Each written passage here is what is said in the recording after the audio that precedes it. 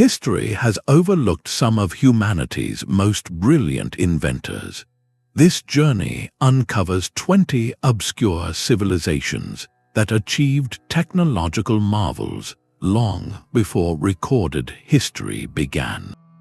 You will discover societies that mastered engineering and astronomy in ways that still puzzle scientists today.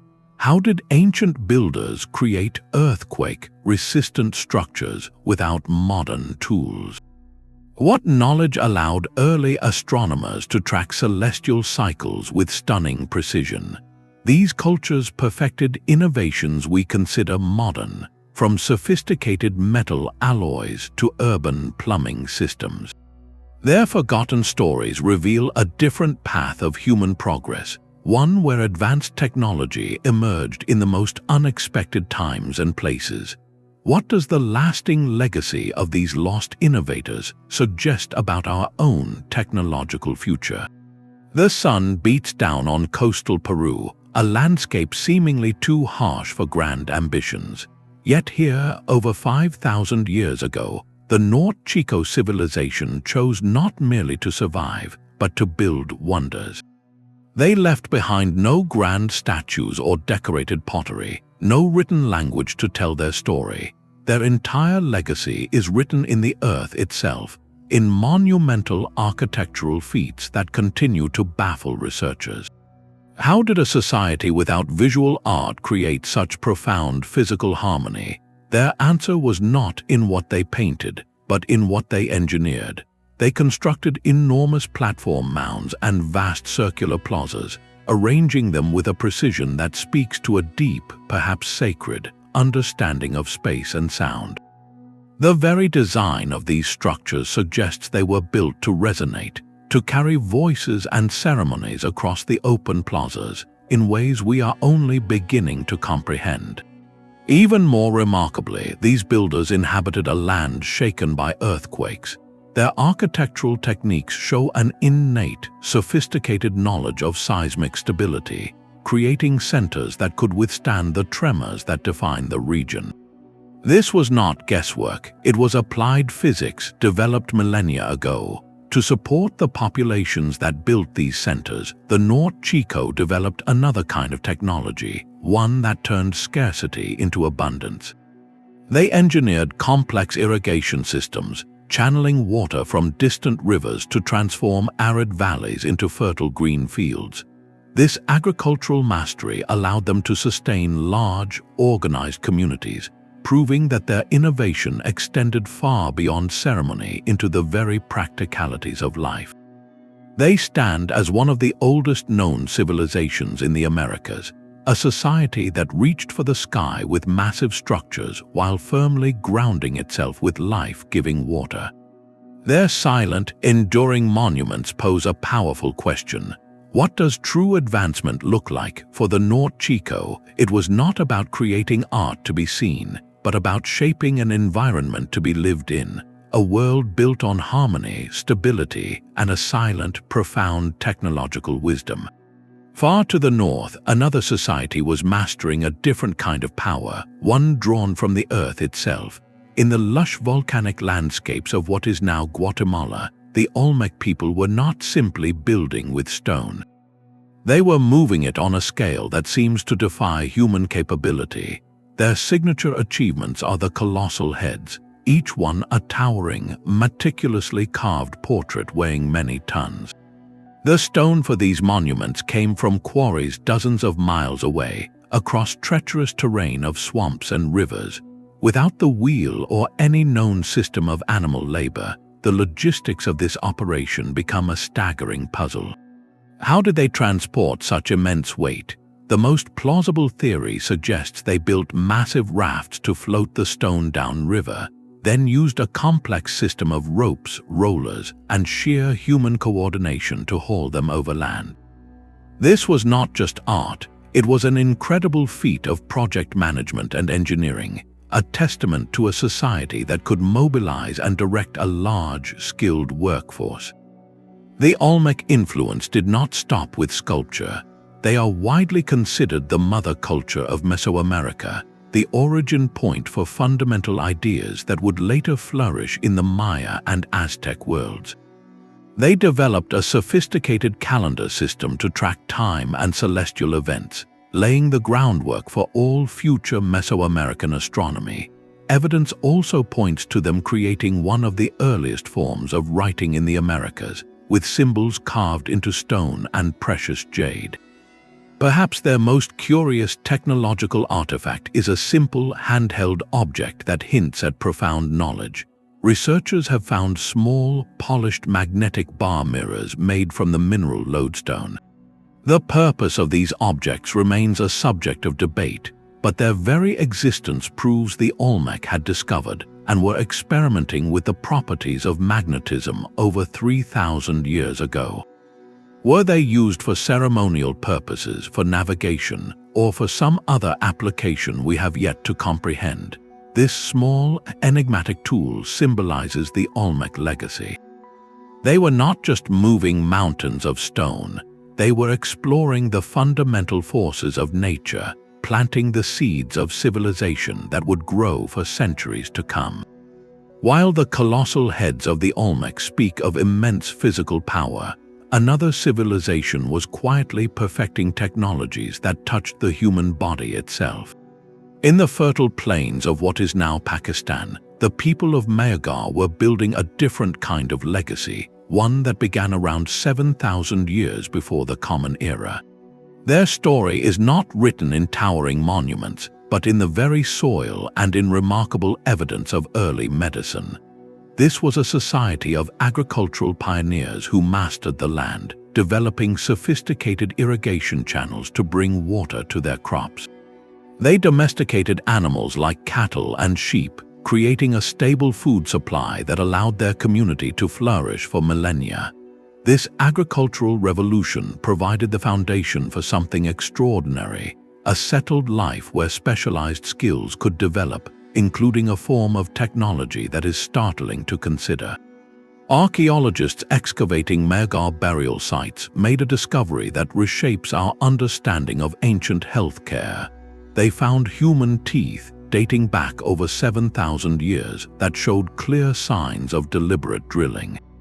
Using finely tipped bow drills, much like those used for crafting beads, these early practitioners carefully bored into teeth, likely to remove decay and relieve pain. Even more astonishing, some skeletons were found with artificial tooth replacements, carefully crafted from materials like shell.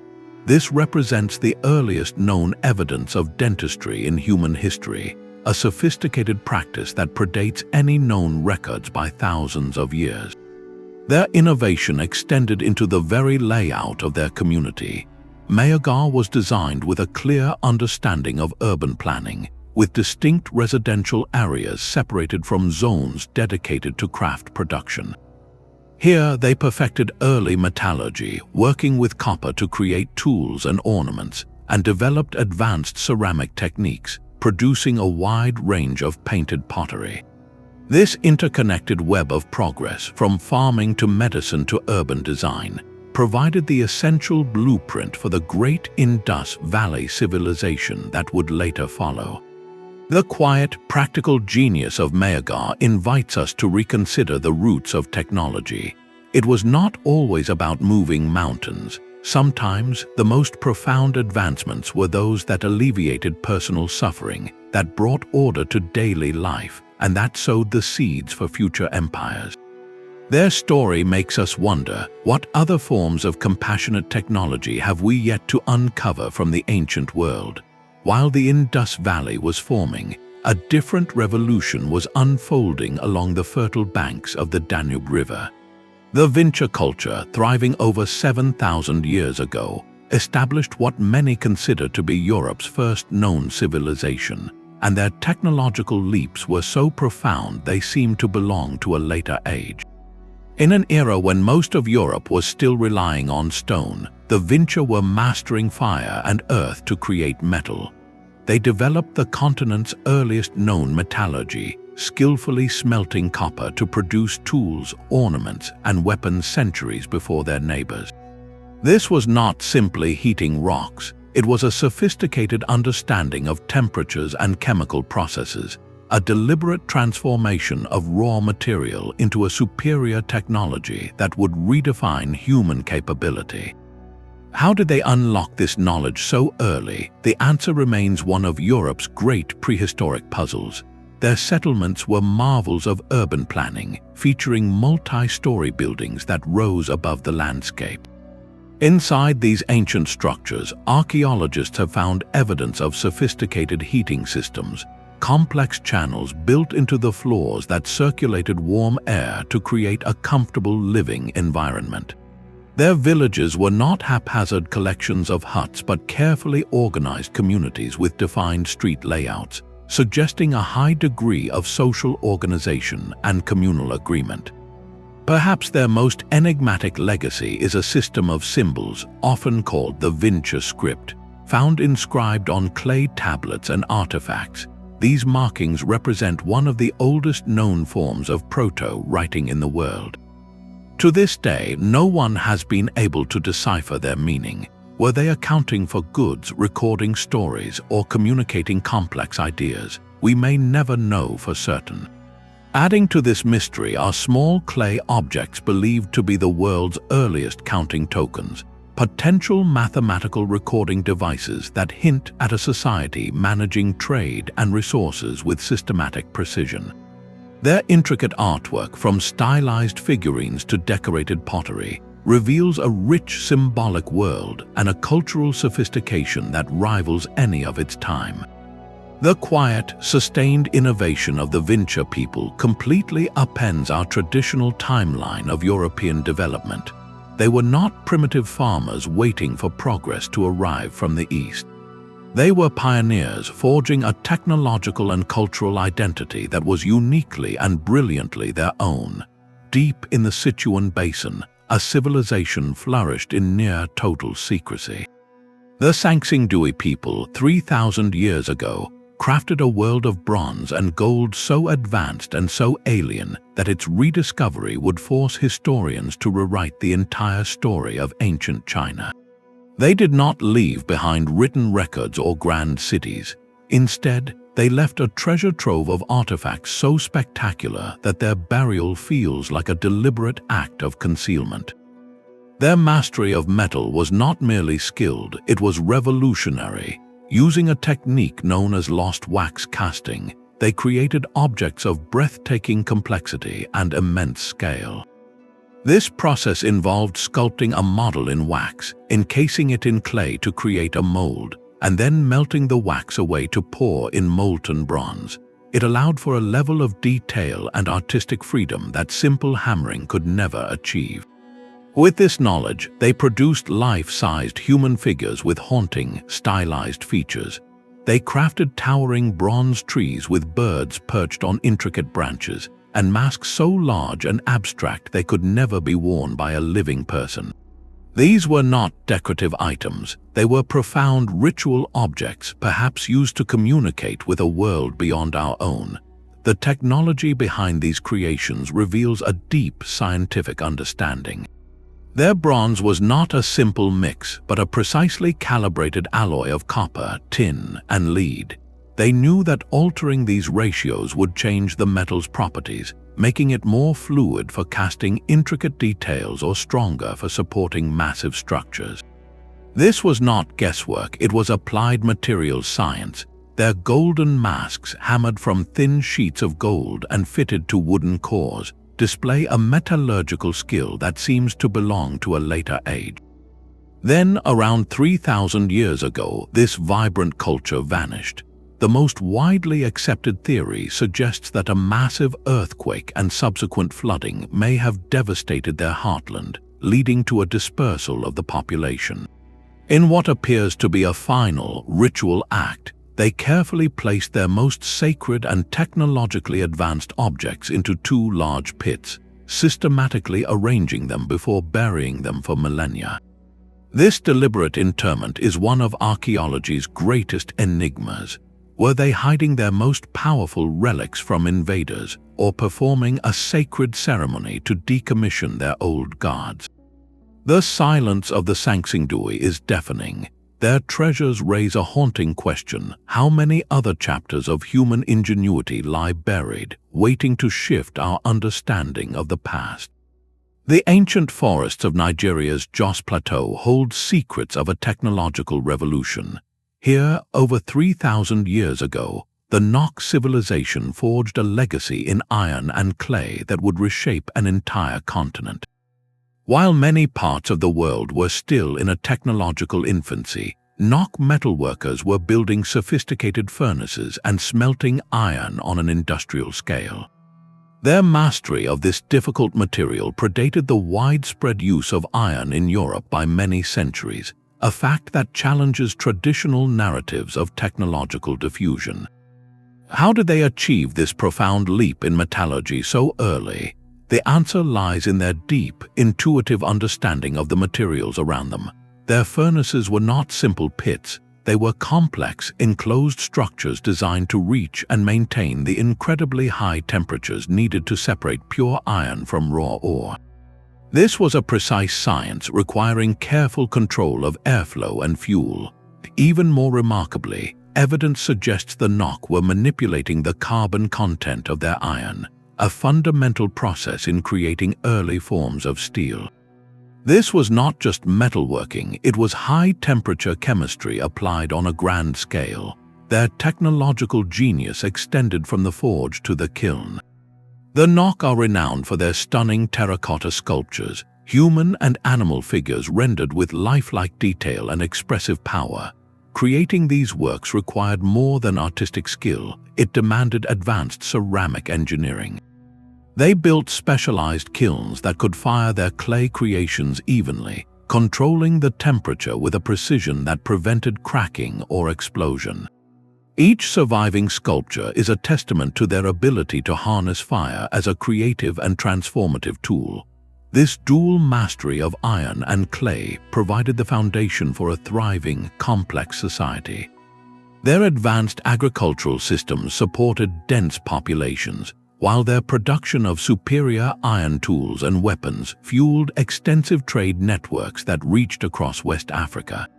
The knowledge they pioneered did not disappear with their decline. Instead, it became a cornerstone, a technological inheritance that would influence the great empires of West Africa for generations to come. The silent, enduring artifacts of the Nok people ask us to look beyond traditional centers of innovation, to recognize that the fires of progress were burning brightly in places we are only beginning to fully appreciate. Moving colossal stone heads across dozens of miles of swampland required more than raw strength. It demanded a genius for logistics. Without wheels or pack animals, the Olmec engineered a transport system that turned immense obstacles into manageable tasks. They likely floated the giant basalt blocks on massive balsa wood rafts down coastal rivers, a monumental undertaking in itself. Once on land, they may have used a combination of lubricated pathways, wooden rollers, and complex networks of ropes, orchestrating the coordinated labor of hundreds of people to drag each multi-ton head into place. This was civil engineering on a grand scale, a testament to a society that could plan, mobilize, and execute projects that still inspire awe. Their mastery over their environment extended to the very water that sustained them. In their great centers like La Venta, they constructed elaborate underground water management systems. These were not simple ditches, but carefully lined drainage channels made from stacked stone, designed to control flooding and direct rainwater into reservoirs. This ensured a clean, reliable water supply for their urban populations, turning the challenges of a tropical climate into a foundation for urban life. Beyond moving earth and stone, the Olmec were exploring fundamental forces. Those polished lodestone mirrors were more than curiosities. They were the world's earliest known compasses, proving a sophisticated awareness of magnetic fields. This knowledge might have been used for ceremonial alignment or even for orienting their cities, blending spiritual belief with practical science. Their intellectual legacy is equally profound. They developed a complex calendar system to track the cycles of the sun and moon, a system so effective it became the bedrock for all later Mesoamerican timekeeping, including the famous Maya calendar. Their astronomical observations directly influenced their architecture, with pyramids and plazas aligned to celestial events like the solstices. Perhaps one of their most enduring inventions was born from the native rubber tree. Centuries before vulcanization was patented in the modern era, the Olmec had perfected a process to treat latex, creating solid, bouncy rubber. They used this advanced material to produce balls for a ritual ball game that was far more than sport. It was a sacred drama representing cosmic cycles of life and renewal. Every aspect of Olmec life, from the ground they walked on to the balls they played with, reflected a society of profound innovators. Their technological and cultural blueprint became the essential foundation, the mother culture that would nurture the grand civilizations of Mesoamerica for more than 1,000 years. The island of Crete 4,000 years ago was the heart of a civilization that turned architecture into a living, breathing art. The Minoans built palaces that were not just royal homes but marvels of engineering, cities within walls where comfort and technology were seamlessly intertwined. Within these sprawling complexes, they engineered some of the world's first known flush toilets and sophisticated running water systems. Terracotta pipes, carefully fitted together, channeled fresh water into the palace and carried waste away through stone sewers, a level of urban sanitation that would not be seen again in Europe for thousands of years. How did they achieve such remarkable hydraulic engineering in the Bronze Age? Their answer was a profound understanding of gravity and flow, creating a network that served entire communities. Their innovation extended to the very air they breathed. Multi-story structures were designed with light wells, open shafts that channeled sunlight deep into the interior rooms while simultaneously promoting a natural flow of cool, fresh air throughout the palace. This passive ventilation system created a comfortable climate even during the heat of the Mediterranean summer. This architectural genius was matched by a deep respect for the powerful forces of their world. Crete rests in a seismically active region, and the Minoans built with this constant reality in mind. Their walls were constructed with flexible wooden frameworks that could sway and absorb the energy of an earthquake, a brilliant application of ancient anti-seismic technology that protected their structures for generations. Their mastery was not confined to the land. The Minoans were the supreme mariners of their age, their prosperity built upon the sea.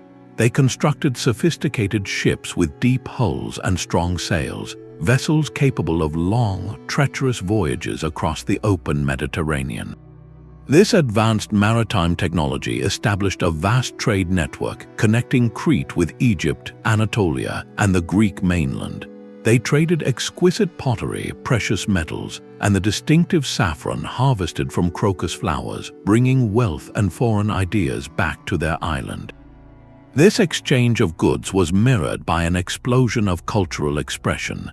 Their palaces were adorned with vibrant frescoes, colorful murals depicting scenes of daily life, religious ceremonies, and leaping dolphins. Creating these lasting artworks required another form of technology, complex chemical formulas for pigments that have retained their brilliance across millennia.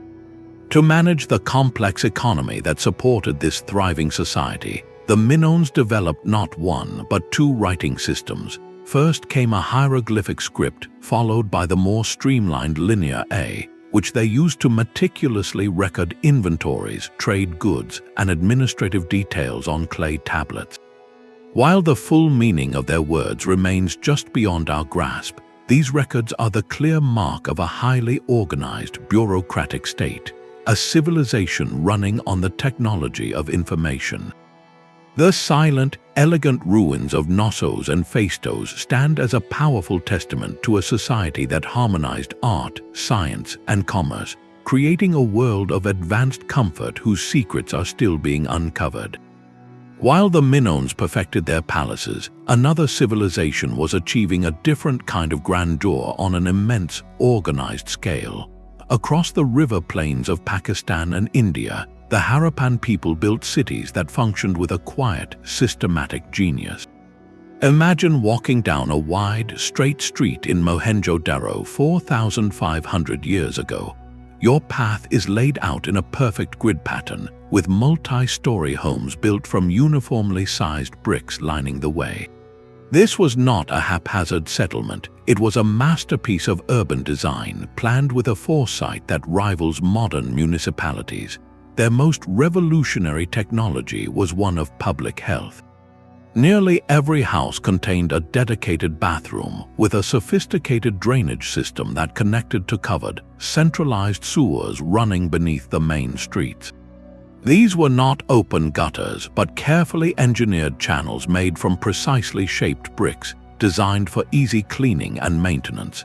This was the world's first known urban sanitation network, a system that protected the entire community from waterborne illness and created a standard of urban cleanliness that would not be seen again for millennia. How did they achieve such a profound understanding of civic engineering? The answer lies in a culture built on standardization and meticulous organization. The Harappans developed a uniform system of weights and measures that was used across their vast territory from the coast to the distant highlands. This consistency allowed for fair and efficient trade, creating an economic network of incredible stability. Their technological mastery extended to their monumental granaries. These were not simple storage pits, but massive, raised platforms with complex ventilation channels built directly into the floors. This advanced design allowed air to circulate freely, preventing the spoilage of vital food reserves and ensuring the city could withstand times of scarcity. They even engineered specialized docking facilities at their coastal city of Lothal, with locks to control water levels and allow ships to enter and exit regardless of the tide, a testament to their understanding of hydraulic principles. Their artistic skill is preserved in thousands of small stone seals, carved with intricate images of animals and mythical beasts. Creating these required highly specialized tools and techniques, a form of precision microtechnology used for stamping goods and marking ownership. Each seal is a miniature work of art, yet it served a vital administrative function. The greatest mystery of the Harappans is their writing. Found on these seals and other artifacts, their script is composed of hundreds of unique symbols that have stubbornly resisted all attempts at decipherment. This unknown language is the key to understanding the administrative mind that could coordinate such a vast, technologically advanced society. The silent, orderly streets of their cities pose a powerful question about the nature of civilization itself. Was their greatest invention not a single tool, but the very idea of a planned, healthy, and equitable urban life?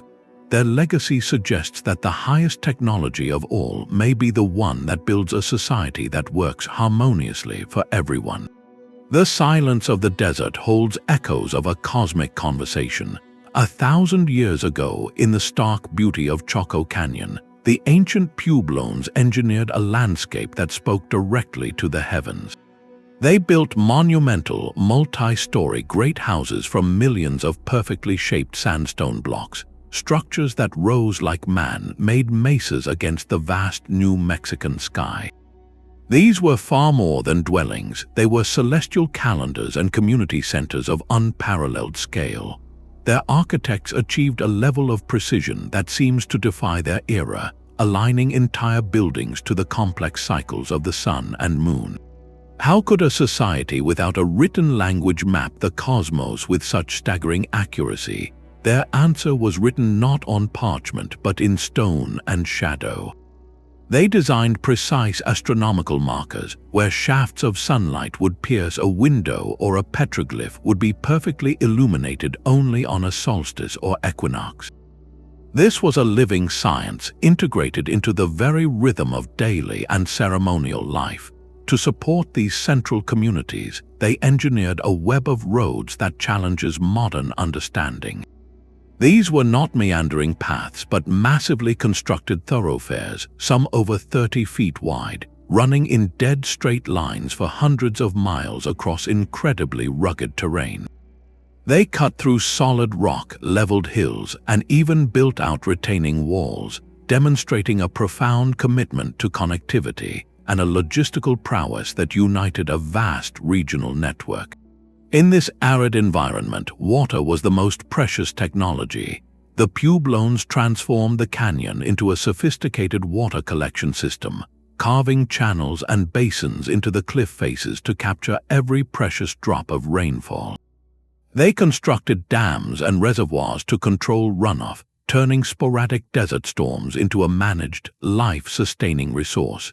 This hydraulic engineering allowed a flourishing society to exist where survival itself was a monumental achievement. Within their great houses, they manipulated another elemental force, sound. Certain plazas and ceremonial chambers were designed with unique acoustic properties, where a single whisper could be heard clearly across a vast space. This architectural mastery of acoustics would have transformed spiritual gatherings, making the experience intensely personal and communal all at once. Their influence reached far beyond the canyon walls. Through extensive trade routes, they acquired seashells from the Pacific, macaw feathers from the jungles of Mesoamerica, and copper bells from distant Mexican cultures. This flow of exotic goods was also a conduit for ideas, bringing new technological knowledge and cultural influences to the high desert. The silent, sun-bleached walls of Pueblo Bonito and Chetroquetl stand as a timeless testament to a different kind of intelligence. The Puebloans did not need to inscribe their knowledge on tablets. They built a world where the universe itself was their library, and the movements of the stars were the turning of its pages. 11,000 years ago, the rolling hills of Anatolia witnessed a social revolution carved in stone. At Göbekli Tepe, communities we would classify as hunter-gatherers achieved a construction project that defies our entire timeline of human development.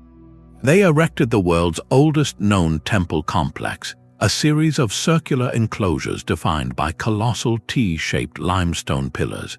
Each monolith weighs many tons, and they were quarried, moved, and raised into position centuries before the invention of pottery or the wheel, and millennia before the Great Pyramids of Egypt. This was not the work of a scattered, nomadic people. It was the product of a highly organized society with a shared, powerful vision. The sheer logistics are staggering to consider. Without metal tools or domesticated animals to provide labor, the movement of these pillars from the nearby quarry to the hilltop site would have required the coordinated effort of hundreds of individuals. They likely used a combination of ropes, wooden sledges, and carefully prepared earthen ramps, a monumental feat of prehistoric engineering that speaks to remarkable social cohesion and project management. The sophistication did not end with moving the stone. The builders arranged these massive pillars into precise circles, demonstrating an innate, advanced understanding of geometry and spatial relationships. The layouts were not haphazard. They were carefully planned spaces with two larger central pillars surrounded by slightly smaller ones, all oriented in a specific, meaningful configuration. This suggests the architects possessed a form of abstract thinking and mathematical knowledge we rarely attribute to people of this distant era. Their stoneworking technology was equally masterful. Using only flint and other stone tools, they achieved smoothly polished surfaces and carved intricate, high-relief depictions of animals. Foxes, cranes, boars, and scorpions emerge from the stone with a vibrant, artistic power. Creating such clean lines and detailed figures on unforgiving limestone with stone chisels is a testament to incredible patience, skill, and a refined artistic tradition. This ambitious project could not have been accomplished without a reliable food supply. The very existence of Göbekli Tepe implies that these hunter-gatherers had developed a sophisticated understanding of the land and its resources, perhaps practicing early forms of plant management and cultivation to sustain the large, non-farming workforce needed for decades of construction.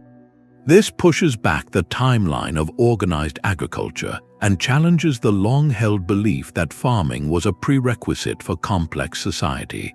The central, haunting question remains: what powerful idea, what shared belief, could motivate a society to come together and dedicate generations to such a staggering task? The silent, towering pillars of Göbekli Tepe stand as a profound mystery, suggesting that the human drive to build, to create meaning, and to reach for the monumental is far older and far more powerful than we ever knew. 15,000 years of continuous culture is a span of time almost impossible to grasp. In the rich forests and along the rugged coasts of ancient Japan, the Jōmon people achieved this very feat, not through conquest or empire, but through a profound, intimate technological relationship with their world. Their story begins with clay. While many societies were still using stone containers, the Jōmon were mastering one of humanity's most transformative inventions, pottery. Their distinctive cord-marked vessels, created by pressing rope into wet clay before firing, are more than just ancient artifacts. They are evidence of a sophisticated ceramic technology. They built specialized pit kilns that could reach and maintain controlled high temperatures, producing cookware that was not only beautiful with its intricate swirling patterns, but remarkably durable and resistant to thermal shock. This allowed them to boil and store food, fundamentally changing their diet and health. Their chemical knowledge extended beyond clay to the very sap of trees. They developed the world's first known lacquerware, a process that involves carefully harvesting toxic yoroshi tree sap, purifying it, and applying it in thin layers to wood or leather to create a waterproof, glossy coating. This was not a simple craft. It required a precise understanding of the material's properties, knowing how to handle its irritating qualities and how to cure it properly. The result was a technology that produced resilient containers and decorative objects that have survived for millennia in pristine condition. This deep environmental wisdom shaped their entire way of life. They established semi-permanent villages with substantial pit dwellings, demonstrating a sophisticated understanding of seasonal resources. They did not simply take from the land, they managed it, encouraging the growth of useful plants and developing a sustainable economy based on hunting, gathering, and the systematic harvesting of nuts and shellfish. This intricate knowledge of their ecosystem supported stable communities for thousands of years without the need for intensive agriculture. Their technological genius reached into the waters as well. They crafted some of the earliest known fishing hooks from shell and bone, engineered complex nets with stone sinkers, and built stone weirs, underwater structures designed to guide fish into traps. These were not crude tools, they were advanced systems for sustainable marine harvesting that provided a reliable food source for generations. Alongside these practical technologies flourished a vibrant spiritual world. They created enigmatic clay figurines with large eyes and elaborate patterns, known as dogu. The purpose of these striking objects remains a subject of debate, but they clearly represent a complex symbolic tradition, a fusion of artistic skill and cosmological belief. How did the Jōmon maintain such cultural and technological stability for over 10 millennia? Their secret was not in dominating their environment, but in listening to it. Their longevity stands as a powerful testament to a different model of advancement, one built on adaptation, deep ecological knowledge, and a technology that worked in harmony with the natural world. High in the Sierra Nevada de Santa Marta, the Tairona people confronted a landscape of breathtaking challenge. For 2,000 years, their civilization mastered these steep mountains, not by conquering the terrain, but by weaving their society directly into its fabric. They engineered a network of stone-paved roads and suspended bridges that connected a constellation of settlements across impossible jungle ravines.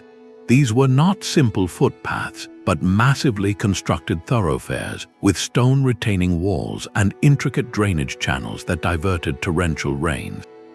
This web of connectivity allowed for the exchange of goods and ideas across a topographically fractured world, creating a unified culture from isolated valleys. How did they achieve such stability in such a volatile environment? Their genius was in working with the mountain, not against it. They sculpted the slopes into vast, stepped agricultural terraces, creating flat, fertile land where none naturally existed.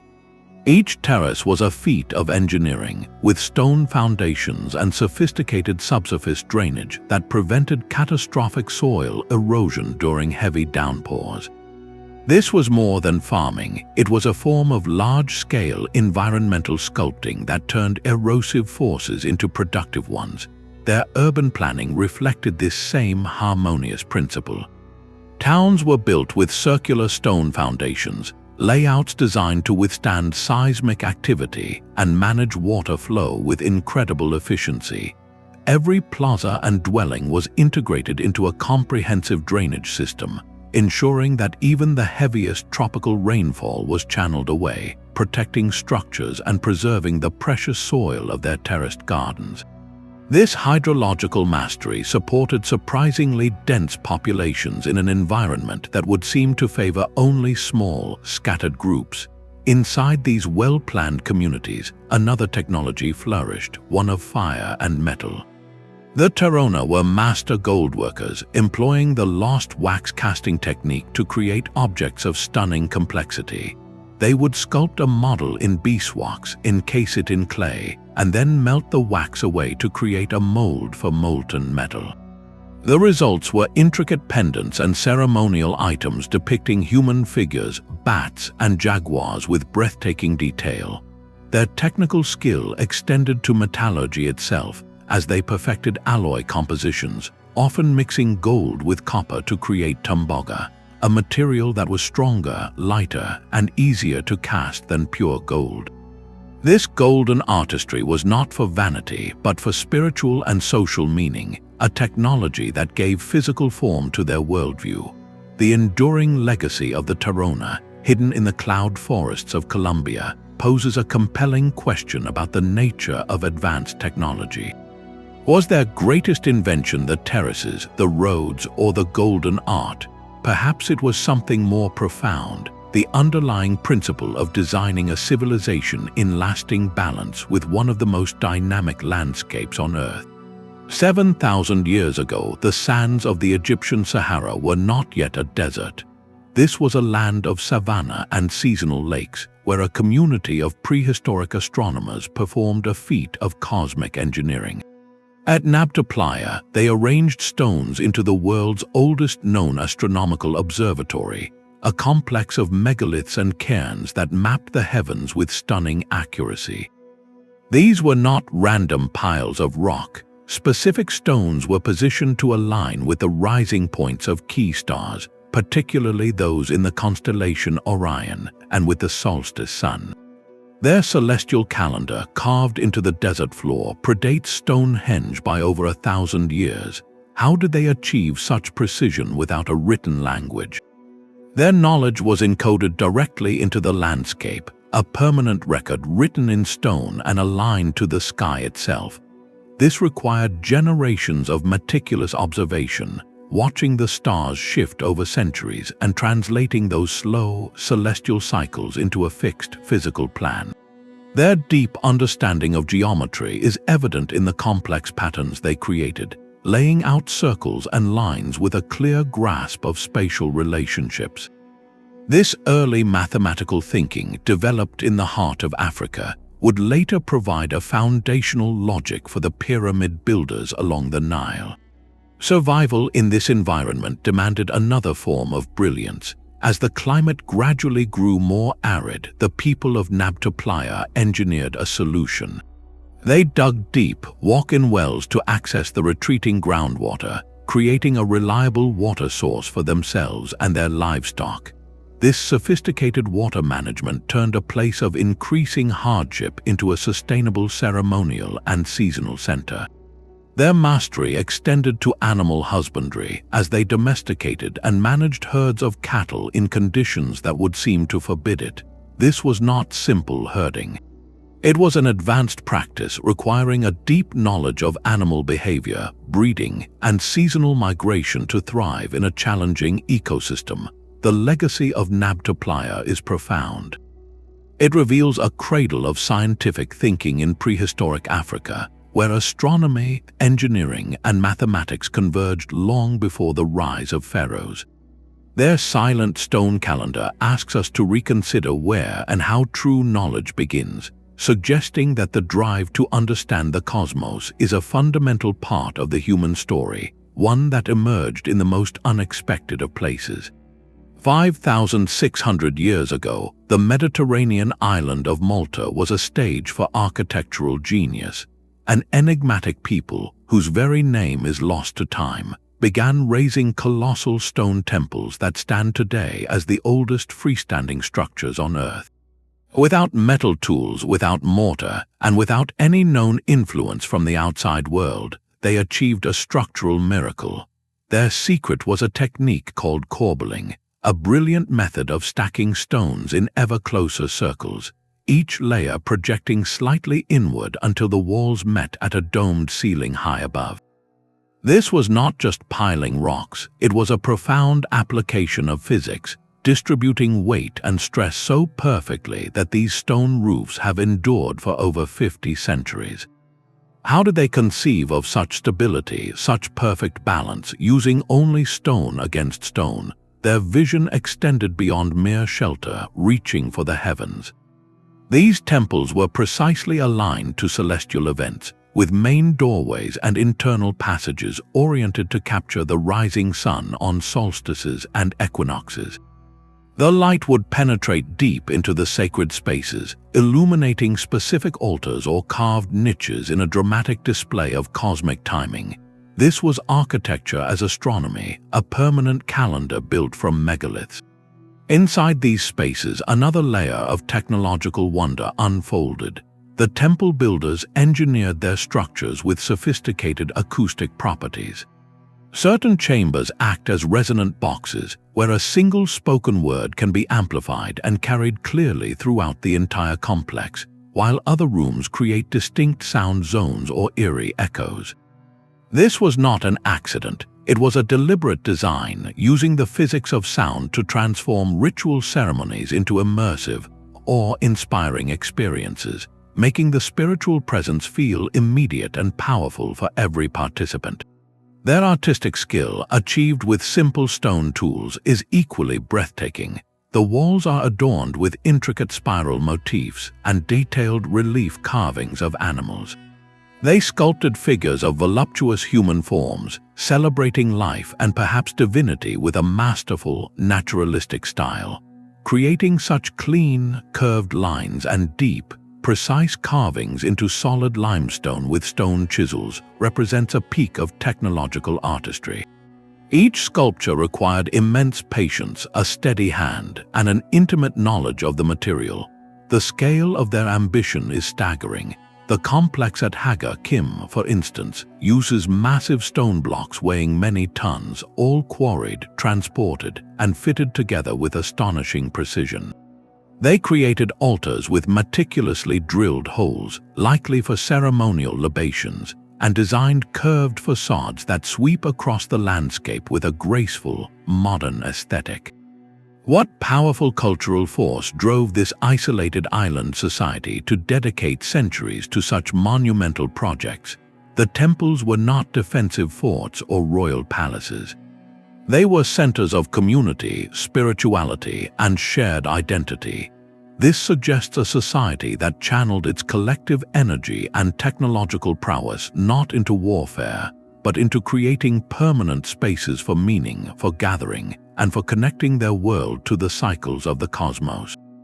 Their legacy, written in silent, enduring stone, challenges our assumptions about prehistory, proving that the drive to build the impossible is a timeless part of the human spirit. 6,000 years ago, the plains of northern Syria witnessed the birth of a new kind of human organization. At Tel Brak, one of the planet's first true cities was not just growing, it was innovating on an industrial scale. This was a place of workshops and factories where the hum of mass production filled the air long before the modern assembly line. Their artisans perfected the art of standardized pottery, creating thousands of identical beveled rim bowls. These were not unique works of art, but utilitarian objects produced with such efficiency that they hint at a system for distributing rations to a large urban workforce. How do you feed a city without modern logistics? The people of Tel Brak had an answer, one built on consistency and scale. Their technological prowess extended to a material far more demanding than clay. Using obsidian imported from distant volcanoes, they established specialized workshops for mass-producing razor-sharp stone tools. Skilled workers would systematically knap the volcanic glass into identical blades and points, a process that required not only great skill but also a highly organized distribution of raw materials and finished goods. This was not casual craftwork, it was early industry. Managing this complex economy required a revolutionary information technology. Before the invention of cuneiform writing, the administrators of Tel Brak developed a sophisticated accounting system using small, geometric clay tokens. Each unique shape represented a specific good, whether a measure of grain, a jar of oil, or a flock of sheep. These tokens were stored in clay bulli or hollow bowls, which acted as sealed contracts or shipment records. To verify the contents, you would simply break the clay envelope and count the tokens inside. This system allowed them to track resources, manage trade, and administer the city's economy with remarkable precision. Their architectural planning facilitated this industrial activity. The city was organized with distinct zones, including large public buildings that likely served as administrative centers and vast areas dedicated solely to specialized manufacturing. The very layout of Tel Brak was engineered for economic efficiency, channeling the flow of materials and labor in a way that supported a dense, non-farming population. This urban machine was fueled by trade networks that stretched across hundreds of miles, bringing raw obsidian, precious stones, and other vital materials to the city. The return flow sent finished goods and technological knowledge back out, weaving Tel Brak into a wide web of cultural exchange. Their most elegant invention, the cylinder seal, brought everything together. These small, stone cylinders were intricately carved with unique designs and then rolled over wet clay tablets, leaving a continuous, personalized impression. This technology served as a signature, a form of authentication for documents, sealed containers, and door latches. It was a tool for security, bureaucracy, and identity, all in one. The silent, clay records of Tel Brak pose a fascinating question about the roots of civilization. Was the true break through not the plow or the wheel, but the administrative mind that could coordinate thousands of people and countless resources into a single, thriving urban entity? Their legacy is the very blueprint of the city itself, a technology of social organization that would shape the world for millennia to come. 7,000 years ago, the coastal deserts of Chile and Peru were a landscape of profound duality, where life depended entirely on the sea and death was met with extraordinary reverence. Here, the Chinchorro culture perfected the world's earliest known form of artificial mummification, a technological and spiritual practice that began 2 millennia before the first Egyptian embalmers. Their methods were not a simple preservation of the body, but a complete artistic and scientific reconstruction of the human form. The process was remarkably intricate. They would carefully remove the skin and internal organs, then reinforce the skeleton with sticks and tendons for structural stability. The body was then modeled anew with clay and plant fibers, creating a durable internal framework before the original skin, or sometimes sealed pelts, were meticulously reattached. The final touch was a coating of a black manganese paste or later a red ochre clay, resulting in a striking sculptural effigy of the departed. This was not merely a funeral custom. It was a complex chemical and anatomical technology, demonstrating a startlingly advanced understanding of preservation and human anatomy for a people of such a remote era. What powerful spiritual vision compelled this intimate, laborious practice? It suggests a belief system where death was not an end, but a transformation, and where the community possessed both the technical skill and the profound compassion to shepherd their loved ones through that transition. This mastery over the elements of decay was balanced by a mastery over the sea that sustained them. Their daily survival relied on sophisticated maritime technology. They engineered specialized fishing gear, crafting composite fishhooks from shell and cactus spines, and weaving strong nets and seines to harvest the rich ocean bounty.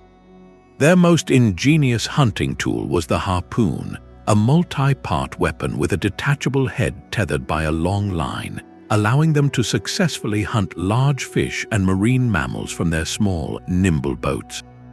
These watercraft, likely made of sea lion skins stretched over a wooden frame, were a marvel of early engineering, enabling the Chinchorro to explore, trade, and settle along vast stretches of inhospitable coastline. This maritime proficiency provided the stable food supply that afforded them the time and resources to develop their complex mortuary science. The legacy of the Chinchorro lies in this powerful synthesis. They were a people who looked equally outward to the horizon and inward to the human spirit, using technology not for conquest, but for sustaining life and honoring its passage in one of the most challenging environments on Earth. 9,000 years ago, the Konya Plain was home to a city unlike any other. Çatalhöyük thrived as a dense, interconnected hive of life, a place without streets or alleyways where the rooftops themselves became the pathways of the community. Residents moved across a landscape of flat, mud brick roofs, descending into their individual homes through wooden ladders poking up from openings above. This unique architectural technology created a deeply inward-focused society, a continuous fabric of homes sharing walls and lives in a way that promoted both privacy and collective security. How did they solve the complex challenges of urban density so long ago? Their answer was a brilliant, practical design. Each single-room dwelling was a self-contained unit, meticulously planned with raised platforms for sleeping and daily activities, domed ovens for cooking and warmth, and storage bins carefully set into the walls. This efficient use of space maximized comfort and utility within a compact footprint, a Neolithic blueprint for organized living. Their walls were far more than simple partitions. They were canvases for a sophisticated artistic technology, adorned with elaborate paintings created from mineral pigments, using ochre for red, manganese for black, and crushed calcite for white. They mixed these powders with water and binders to create paints that have retained their vibrancy across millennia.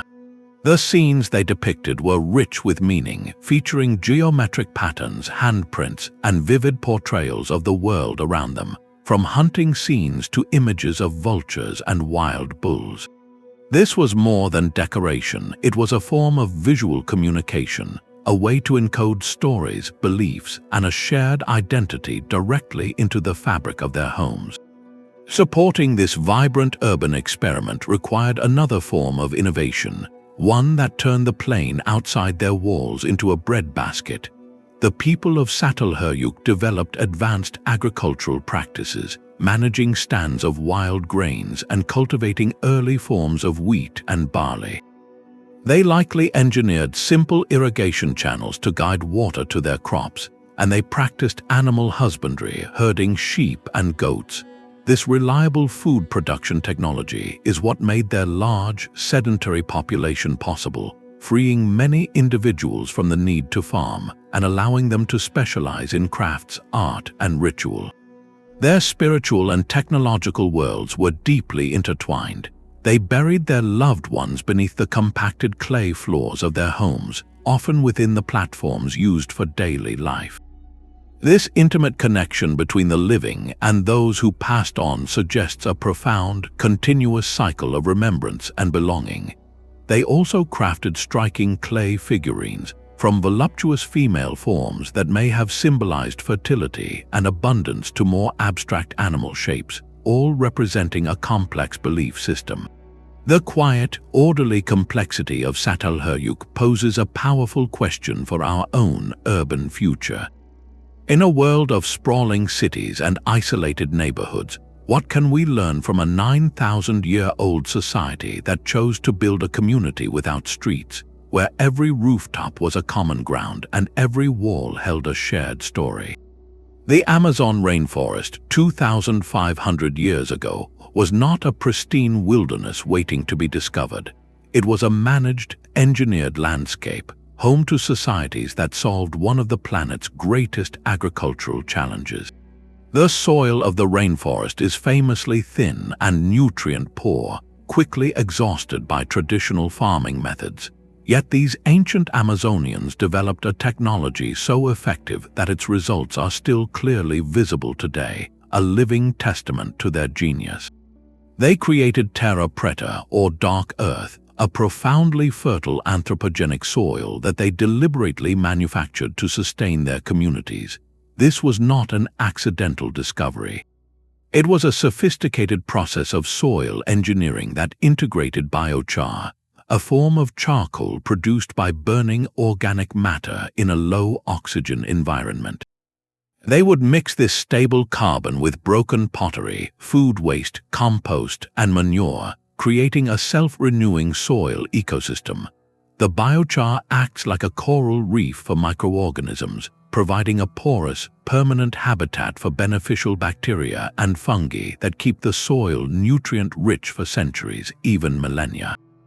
This understanding of soil chemistry and microbial processes represents an advanced ecological knowledge that we are only now fully appreciating. How did they develop such a sustainable system in an environment that defies conventional agriculture? Their answer was to work with the forest, not against it. They practiced complex polyculture, growing dozens of different food crops, fruit trees, and medicinal plants together in a single area. This method mimicked the natural diversity of the forest itself, creating a resilient system where pests and diseases could not easily spread, and where plants supported one another.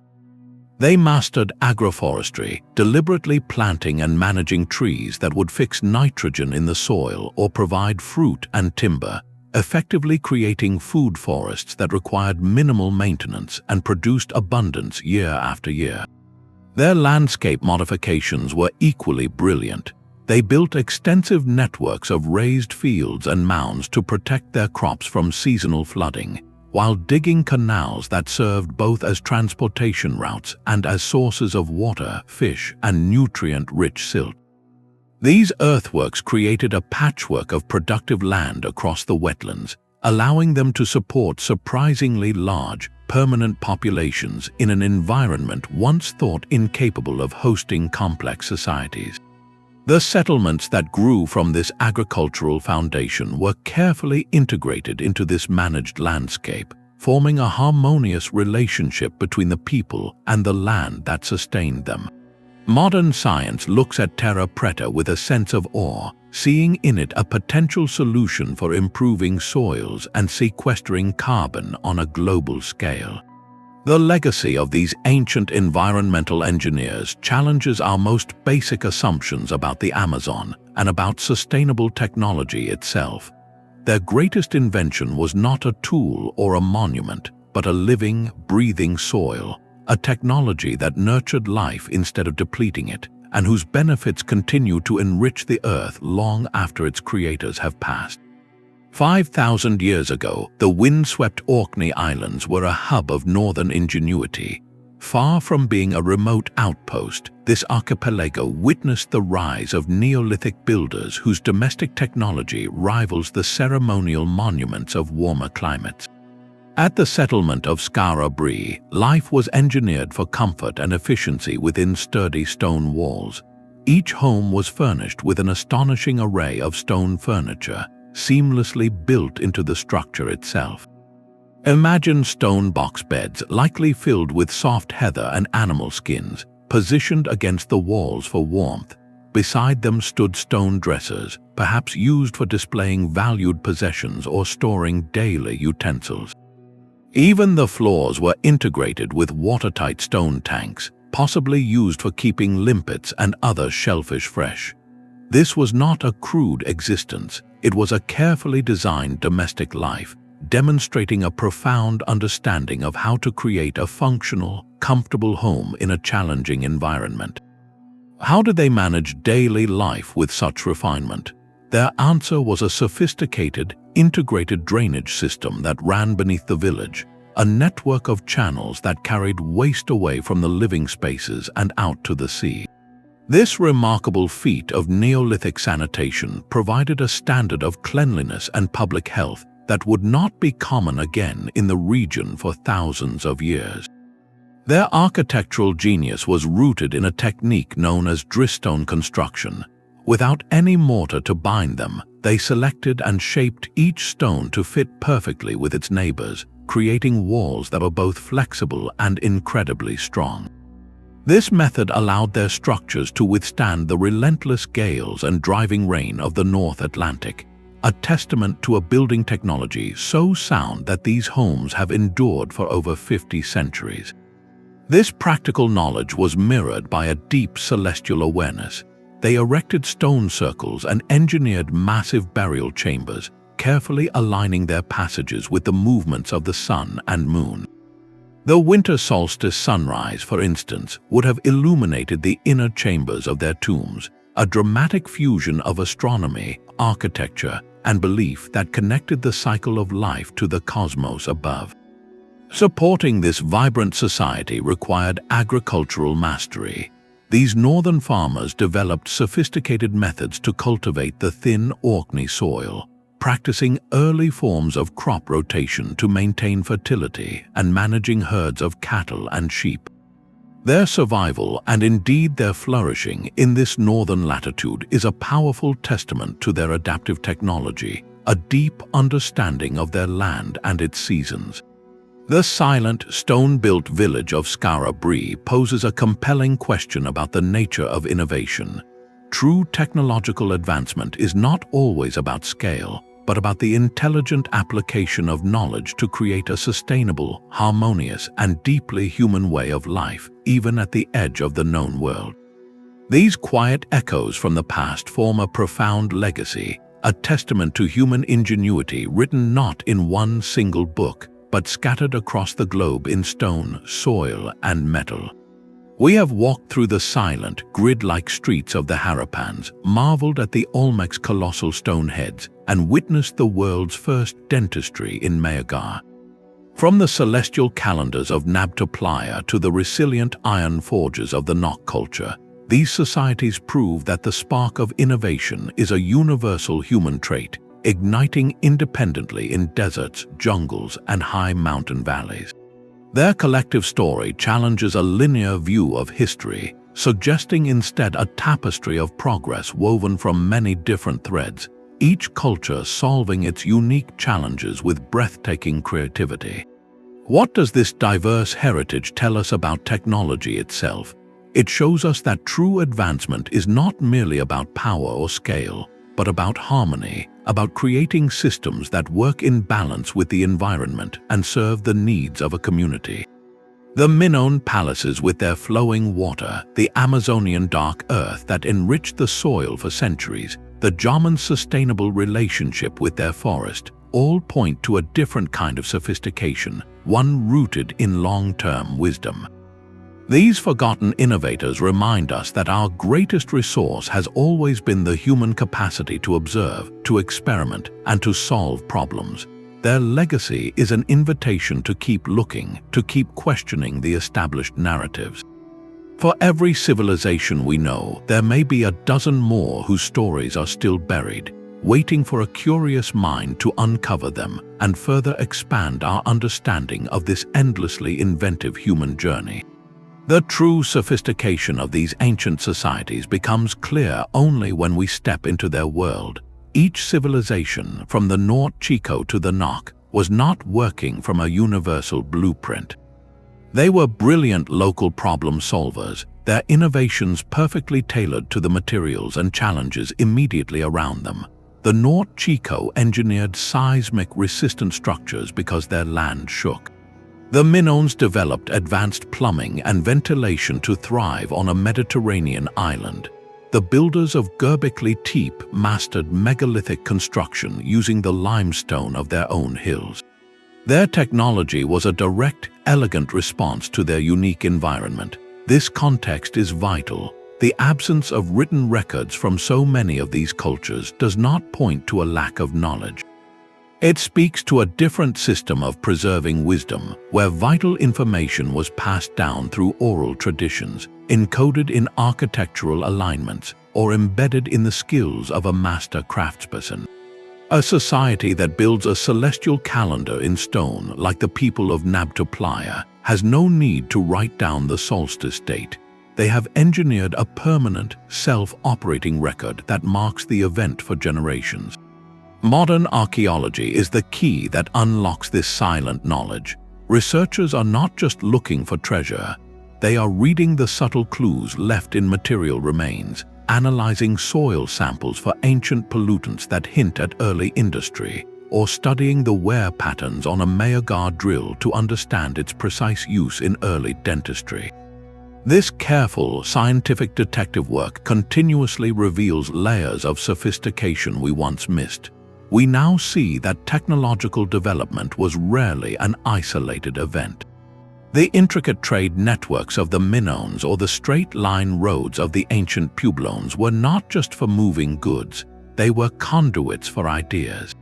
A metallurgical technique perfected by the Nok could travel across vast distances, influencing new methods in a distant land.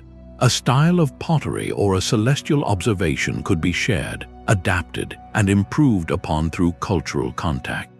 This interconnected web of innovation suggests a prehistoric exchange of knowledge, a slow but steady cross-pollination of brilliant ideas across continents.